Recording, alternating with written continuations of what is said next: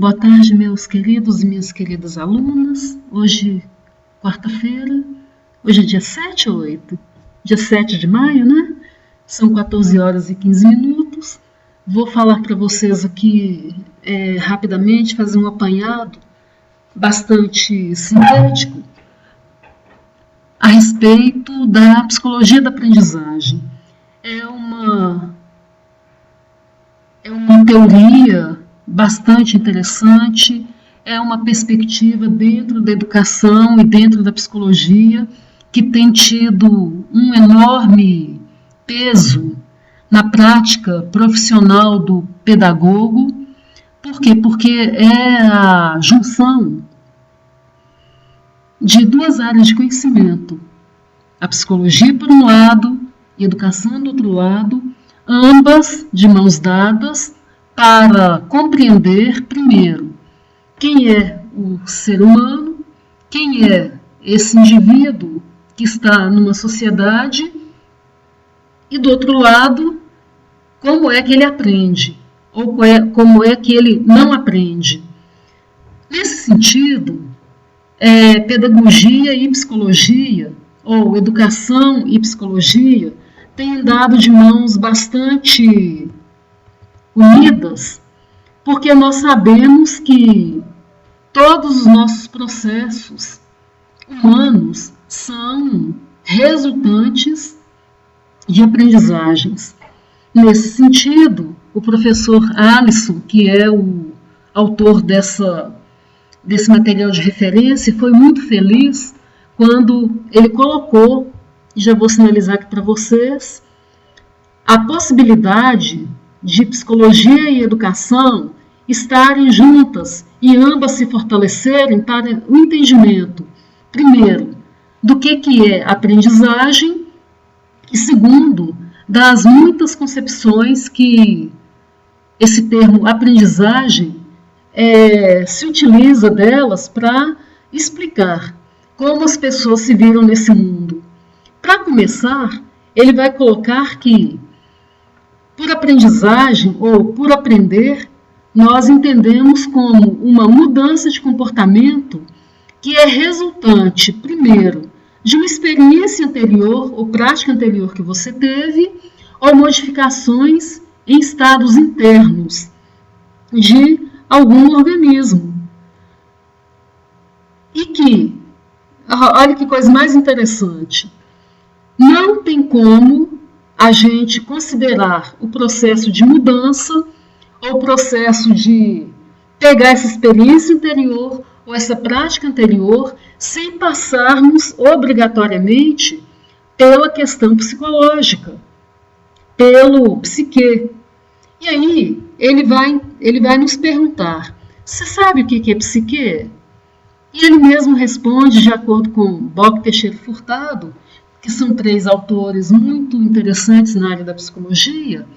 Ele vai dizer que psiquê vem do psique, seu significado etimológico é alma ou princípio vital, mundo interior, definido pela psicologia como o conjunto dos processos psíquicos conscientes e inconscientes da mente. Gente, olha que bacana. A gente aprende conscientemente e a gente aprende inconscientemente também. Então não existe, se a gente for olhar, mas eu vou explicar mais para frente, é bom que a gente já comece a falar isso aqui agora, para não dar descontrole lá na frente, que dependendo da teoria que nós vamos utilizar como suporte, nós vamos falar, nossa, tem processos psicológicos envolvidos nessa aprendizagem. Dependendo da teoria, a gente fala assim, não tem processos psicológicos envolvidos nessa aprendizagem. Tem processos conscientes, ok. Tem processos inconscientes, nem sempre. Tudo vai depender da teoria que você está se baseando para falar, a respeito dessas questões sobre aprendizagem. No entanto, a gente tem que entender que a psicologia ela é uma ciência. A educação também é uma ciência. E como ciência, elas partem de concepções que foram criadas aí ao longo da história, ao longo dos anos, e que nós colocamos aqui, e eu quero explicar cada uma delas rapidamente. O professor selecionou 3 principais concepções dentro de ciência, que é a concepção empirista, a concepção racionalista e a concepção interacionista. A gente vai ver que esses 3 modelos de concepção de ciência darão suporte para as teorias a respeito da aprendizagem dentro da psicologia. Qual é a concepção que dá suporte para a teoria X, qual concepção dá suporte para a teoria Y e qual concepção dá suporte para a teoria Z, para entender como é que as pessoas aprendem e como é que os aspectos psicológicos intervêm nessa aprendizagem. Para a concepção empirista, que já está aí na página número 8, depois vocês podem ler com detalhes, tem um autor que é o pai dessa concepção, que se chama Popper. Popper vai afirmar que não há nada no nosso intelecto que não tenha passado por trás dos nossos sentidos. Ou seja, a concepção empirista vai falar, olha, para eu aprender, eu tenho que ter aprendido por meio do tato, do olfato, da visão, da audição, do paladar, que são 5 sentidos. Por quê? Porque é por meio dos 5 sentidos que a gente tem acesso primariamente ao mundo. Então, a forma primária que a gente aprende e que depois a gente vai melhorando, vai sofisticando, né, essa aprendizagem, todas essas aprendizagens sofisticadas, elas começam em um mundo que é mediado pelo sentido. Então, quando eu cheiro uma flor, eu aprendo o que é flor pelo cheiro que ela exala. Eu aprendo o que é um hambúrguer comendo pelo paladar, sentindo o gosto do hambúrguer. Eu entendo o que é esmalte sentindo o cheiro do esmalte. E isso é que me faz aprender. Posso pegar a concepção empirista e relacioná-la diretamente aos modos experimentais e observacionais. Guardem essa corrente, essa concepção, porque vocês vão precisar dela daqui para frente. Então, o empirismo, a concepção de que a gente aprende por meio, primariamente, dos 5 sentidos. A concepção racionalista vai me dizer que eu aprendo por meio das experiências que se confirmam e pelos axiomas que eu tenho e são realizadas para verificar e confirmar as demonstrações teóricas e não para produzir conhecimento do objeto, pois este é o conhecimento é conhecido exclusivamente pelo pensamento. Gente, olha que interessante. O racionalista, ele seguia pela razão, ele seguia pela lógica, ele seguia pela demonstração do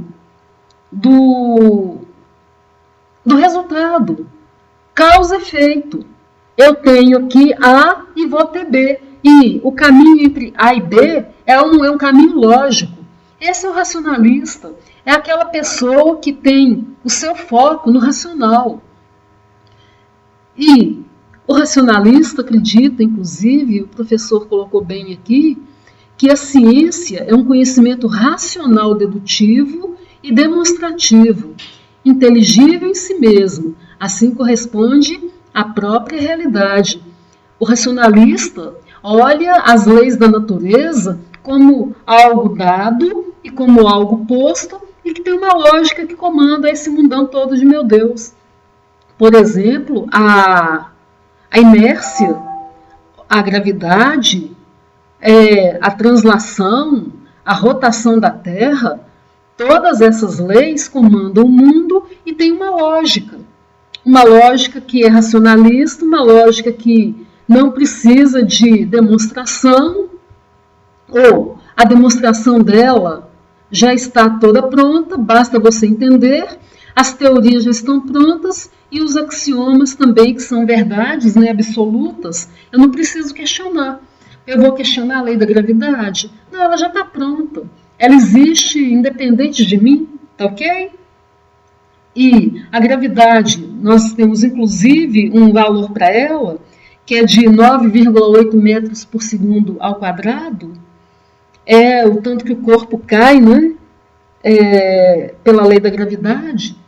Isso não muda. Se eu sair da Terra e for para a Lua, muda. Mas se eu estiver na Terra, é 9,8 metros por segundo ao quadrado que um corpo cai. Essa é a lei da gravidade. E as experiências que a gente faz apenas confirmam essas teorias e os axiomas. Tá ok? Mas vira e mexe, você faz o que você quiser, mas volta nisso daqui. É esse o princípio que os racionalistas utilizam para falar que as pessoas aprendem. Então, eles gostam muito da matemática como a ciência perfeita e não tem dúvida. Prova-se todos os enunciados e os resultados por meio de uma lógica bastante convincente. Por outro lado, nós temos aqui uma terceira concepção da ciência, que se chama concepção interacionista, e ela é mais recente, ela é do século XIX, quase século XX. Ela também vai dizer que a ciência, ela é a construção de modelos explicativos para a realidade. Sem querer ser a representação da própria realidade, sua busca é mais equilibrada, pois acredita na sua transformação permanente. Portanto, não busca uma verdade absoluta, já que o conhecimento sobre a realidade está em permanente processo de construção e reconstrução. Olha que interessante. O interacionista acha o seguinte: tem a realidade? Tem. Tem lá os axiomas? Tem. Tem as teorias? Tem. Tem as demonstrações? Tem. No entanto, quem entra em contato com o objeto, o pesquisador que entra em contato com o objeto, ele se modifica nessa relação. Então, o objeto modifica o pesquisador e o pesquisador passa a ver aquele objeto de uma outra maneira, de uma outra perspectiva, e, por isso, a realidade e o conhecimento sobre a realidade está em constante, em permanente processo de construção e de reconstrução. Por isso, a gente ainda fala que o interacionismo é representado também pelo construtivismo, ao postular a construção do conhecimento na interação do objeto com o sujeito. Ou seja, quando eu estou em constante contato com o meu objeto, eu me modifico e esse objeto também se modifica, de acordo com a nossa interação. E nós vamos construindo uma realidade que está em constante modificação. É interessante porque essa concepção de aprendizagem, essa concepção de aprendizagem dentro da psicologia tem ganhado muitos adeptos e muita força. No entanto, a gente sabe que existem momentos que nós vamos pender para um lado de achar que o interacionismo nos nos satisfaz completamente para explicar a realidade da aprendizagem. Por outro lado, haverá momentos que a lógica racionalista vai tomar lugar. E, por outro lado, tem momento que a lógica empirista, que é a lógica dos sentidos, né? E dentro dessa lógica aqui empirista, vocês vão ver uma teoria chamada Gestalt, que a base dela é o empirismo. E ela fala, a Gestalt fala que a gente aprende pelo sentido, sim. E vocês têm esse material aí no nosso livro-texto.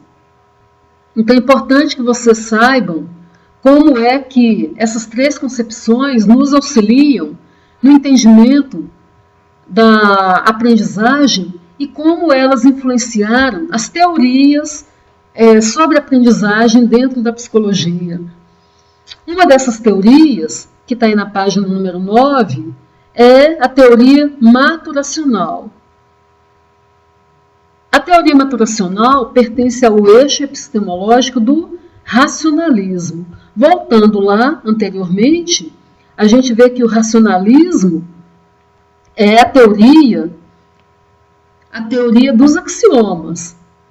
É alguma coisa que já está posta, pronta, acabada, eu não vou questionar. Eu vou simplesmente seguir, porque em qualquer lugar, de qualquer jeito, isso vai acontecer. Agora, olha que interessante a teoria maturacional. Ela vai falar, por exemplo, que a aprendizagem já veio programada em nós. É a constatação de que as características fundamentais de todo e qualquer organismo vivo já estão programadas na nossa genética, na nossa biologia, e acontecem de acordo com uma sequência altamente programada. Não adianta, que isso aqui não vai mudar, não. Esse é o fundamento da teoria maturacional. A teoria comportamental tem a sua base no empirismo. O que é o empirismo? Se vocês voltarem lá, o empirismo é a concepção que parte de que a aprendizagem, a ciência, acontece por meio de experiências mediadas pelos sentidos. Então, o empirismo deu feitio a essa teoria comportamental, que parte do pressuposto de que todo conhecimento provém da experiência. Da experiência com o quê? Com o estímulo, com os 5 sentidos. Nesse sentido, o foco da teoria comportamental é o estímulo-resposta, e que é formado aonde? Nas estimulações do meio ambiente. Olha que interessante. Todo comportamento pode ser previsto, desde que se estabeleçam relações funcionais com o ambiente. Repete-se aqui uma crença na possibilidade de manipulação do comportamento humano. Guardem essa teoria comportamental relacionada ao empirismo, que nós vamos falar dela com mais ênfase daqui a pouco. Nós temos também a teoria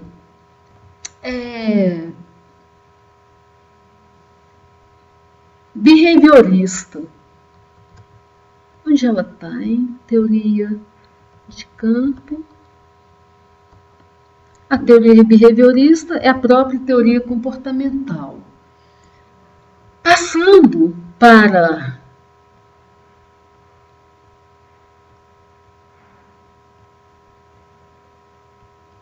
a unidade número 2, eu gostaria que vocês, por gentileza, lessem a teoria na prática. Ela vai nos falar da aplicação entre a relação da psicologia e de como esse construto filosófico-científico acontece dando suporte à aprendizagem. É muito interessante falar como que, nessa ótica do positivismo, de como as concepções de aprendizagem interferem com muita força, com muita ênfase na aprendizagem e nas concepções psicológicas sobre a aprendizagem dentro da psicologia, na ramificação e na interseção da psicologia como um dos campos de atuação do pedagogo e da pedagogia como um dos campos de atuação da psicologia. Passando para a unidade número 2, vocês não podem deixar de saber o fundamento dessa teoria, que se chama behaviorismo ou comportamentalismo. Vocês já sabem que ela tem como eixo epistemológico. Vou voltar aqui. O comportamentalismo tem como eixo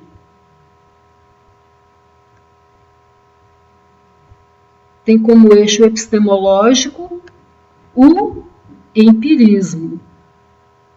E o empirismo significa que toda aprendizagem está no estímulo e na resposta e funciona se o meio também estiver propício e estiver adequado para essa aprendizagem.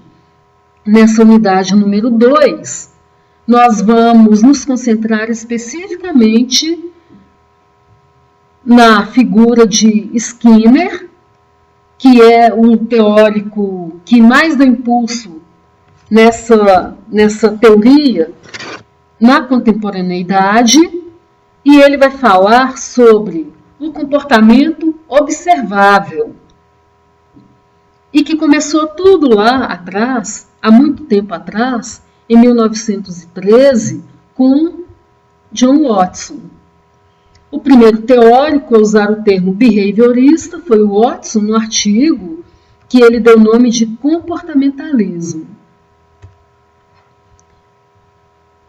A base epistemológica é o empirismo, a aprendizagem e o conhecimento provêm da experiência, e as teorias que enquadram o comportamento humano numa relação de estímulo-resposta nos dizem de como se dão essas aprendizagens. O que representa, então, para nós o estímulo e a resposta? Bom, gostaria que vocês estudassem muito esses princípios aqui. Os princípios os 5 pressupostos básicos dos behavioristas, que dizem praticamente assim: todos os comportamentos são aprendidos, seja ele comportamento normal ou comportamento anormal. Os comportamentos indesejáveis são problemas. Então, para a gente eliminar o problema, a gente tem que acabar com o comportamento indesejável. Como é que a gente acaba com isso? Usando alguns mecanismos que são próprios do comportamentalismo, que a gente vai ver daqui a pouco. Diz também que não é necessário buscar causas históricas, mas sim apenas o que está acontecendo aqui e agora, nesse momento, para entender esse problema. As variáveis que estão envolvidas, entendendo quais são e agindo sobre elas, a gente elimina os problemas. É simples? É muito simples, por essa teoria é muito simples. Número 4. Todo comportamento desejável ou indesejável é mantido por suas consequências ou reforço. Se eu jogo um osso, o meu cachorro pega e traz para mim, eu jogo o osso de novo lá longe. Ele corre lá e pega. Quando ele vai lá, pega o osso e eu dou para ele um pedaço de carne, toda vez que eu jogar o osso, ele vai querer um pedaço de carne. Eu estou reforçando esse comportamento nele de correr lá, pegar o ossinho e me entregar. e ele sabe que toda vez que ele me entregar o ossinho, ele vai ganhar um reforço. Esse reforço é a carne. Gente, essa teoria é tão interessante que os comportamentalistas vão dizer que os humanos, eles são condicionados tal como se condiciona cachorro, condiciona um cavalo, condiciona um burro, condiciona uma égua. Por quê? Simplesmente porque a gente não pensa. Não existe nenhum processo cognitivo interno que influencia no ato de condicionar. O condicionamento operante, ok? Operante significa que o organismo opera no meio ambiente por meio de estímulo e resposta. Tem um estímulo, dá resposta. Então, quando isso acontece, a gente pode falar do condicionamento operante. E, por fim, o último princípio é que todo comportamento, por meio de estímulos antecedentes, podem ser manipulados e por meio dos quais também os comportamentos desejáveis podem ser aprendidos e substituir o comportamento como se propunha, né? Aquele comportamento indesejável. Então, a gente pode condicionar positivamente o comportamento que a gente quer e eliminar o comportamento que é indesejável. Agora, a gente já sabe que não é tão fácil assim. Por quê? Porque, segundo Skinner, e aqui eu gostaria que vocês estudassem com mais carinho o condicionamento operante, ele vai falar para nós que cada comportamento que a gente tem vem carregado de experiências anteriores e que exatamente por conta disso, porque a gente não consegue eliminar completamente aquele comportamento indesejado, e quando ele vem associado a alguma coisa que ficou para trás, e ele se une a esse comportamento de agora e ele ganha força. Então, o comportamento indesejado, se ele não for cortado pela raiz, ele vem e se une a um comportamento atual e reforça esse comportamento atual no sentido de se tornar indesejado, e a gente não consegue eliminar esse comportamento. Ele pegou, claro, no Skinner, já pegou os pressupostos tanto de Wundt quanto de Pavlov para falar desse comportamento, para criar esse comportamento chamado comportamento operante.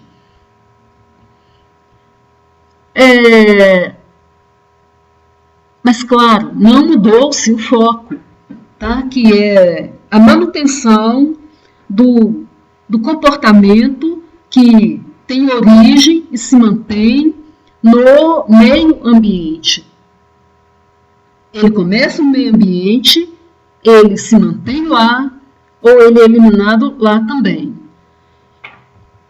Então, ele vai falar aqui, Skinner vai nos afirmar que o princípio do condicionamento operante pode ser observado nas atividades do ser humano durante toda a nossa vida.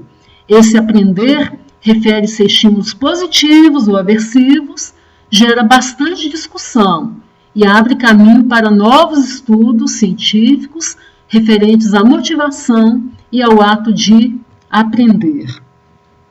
Só para encerrar essa teoria, que depois vocês vão ler com mais cuidado aqui, aplicação na educação. Vou contar um caso rápido para que vocês possam entender a aplicação dessa teoria. Eu tinha um aluno pequenininho, 10 anos de idade, 8 para 9 ou 10, ele já estava repetindo o segundo ano do ensino fundamental. Ele sentava na primeira carteira, na primeira fila da sala. E eu nunca dei muita atenção para ele. Isso já tem uns 30 anos que eu vivi essa experiência. Eu achava que ele, assentado lá na frente, ele não teria nenhum problema visível. Então, sentado lá na frente estava beleza, não me incomodava com ele. Eu nunca me dirigi especificamente a ele, nunca pedi que ele me apresentasse uma tarefa, eu nunca pedi que ele fizesse uma leitura para mim ou que ele me mostrasse o exercício. Quando foi depois de uns 2 meses, ele tinha saído da primeira carteira e já estava no meio da sala. Eu, a princípio, não prestei muita atenção e, para minha surpresa, eu só fui sentir falta desse aluno quando ele já estava lá no fundo da sala. E isso já estava quase no final do ano. E no final do ano, infelizmente, é a hora que a gente se pega olhando as notas baixas, né, daqueles alunos que não conseguiram o total de pontos necessários para ser aprovados. O que aconteceu com esse menino? Resumindo a situação. Ele tinha um problema de vista muito grave e eu não fui, na época, isso já tem 30 anos, eu não fui apta ou competente para identificar que ele tinha um problema de visão. E como eu não me dirigi a ele para pedir nada, para verificar nada, nem mesmo para casa, ele não se sentiu reforçado. E quando ele percebeu que eu não ligava para ele, ele foi se afastando. E quanto mais ele se afastava para o fundo da sala, menos ele enxergava o quadro. E não enxergando o quadro, ele não conseguia ler o que estava escrito, e ele não lia também o que estava escrito no caderno. Quando eu fui olhar o caderno dele, tinha poucas coisas escritas, porque ele não lia e, consequentemente, não escrevia. Quando eu precisei olhar as notas dele, porque estavam muito baixas, foi que eu percebi que ele tinha um sério problema de visão. O que aconteceu? Ele foi para o fundo da sala, e lá no fundo da sala ele se juntou com a turma do fundão. E começou a dar muito problema dentro da sala de aula e se tornou um menino muito rebelde. E nós tivemos bastante problemas com ele na escola. Para, primeiro, extinguir o comportamento dele de rebeldia, o comportamento dele de disciplina, indisciplina. Depois, para fazer com que ele voltasse para um estágio inicial de aprendizagem. Culpa de quem? Que ele estava assim. A princípio, a culpa é minha como professora dele, que não dei conta, não tive sensibilidade para entender o ambiente, entender que o aluno vive de estímulo e de resposta, que se eu reforço, ele me responde, se eu não reforço, ele não me responde. E quando eu não reforço, ele foge da influência do estímulo. Então, ele fugindo de mim, professora, ele foi lá para trás, do fundo da sala, e se uniu àqueles colegas que também tinham vários problemas, né, de comportamento, e começou a dar bastante problema para nós. Vocês estão vendo que num pequeno exemplo, eu mostrei para vocês a aplicação dessa teoria chamada comportamentalismo ou behaviorismo. É claro e evidente que há muitas pessoas, muitos professores que não concordam com esse enfoque de aprendizagem, com esse enfoque de estímulo-resposta para explicar como as pessoas aprendem. No entanto, é uma teoria largamente utilizada hoje dentro da educação e é uma teoria que tem conseguido explicar bastante bem como é que as pessoas aprendem e como é que elas se tornam submissas, como é que elas se tornam condicionadas a determinados comportamentos e a determinados papéis. Encerro aqui a minha participação nessa aula. Gostaria que vocês estudassem a teoria na prática. O professor Alisson vai falar da caixa de Skinner e seu tamanho GG para os seres humanos. E como é que a gente realmente aprende por estímulo-resposta e a gente espera a recompensa. E como que a recompensa é um poderoso estímulo para a aprendizagem. Já vou disponibilizar essa aula para vocês no YouTube. Espero que vocês se saiam bastante bem na nossa avaliação de sábado, tá ok? Leiam as unidades 1 e 2 com muito carinho e fixem nesses pontos principais que eu expliquei aqui nessa aula. Meu abraço para vocês. Tchau, tchau.